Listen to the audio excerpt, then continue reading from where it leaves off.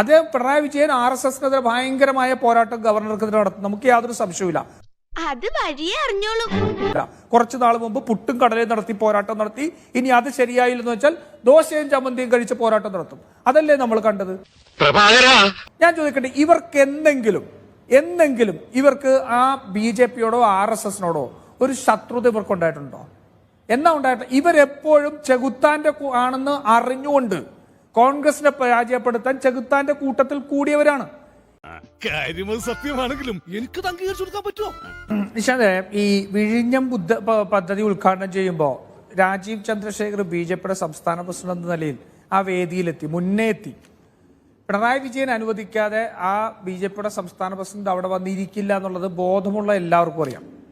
സ്വാഭാവികം. അതേസമയം താഴത്തിരുന്ന് മുഹമ്മദ് റിയാസ് ആ രാജീവ് ചന്ദ്രശേഖരെ കാണിച്ചുകൊണ്ട് പരിഹാസശരം അവിടെ നിന്ന് വിട്ടു. എന്തിനായിരുന്നു?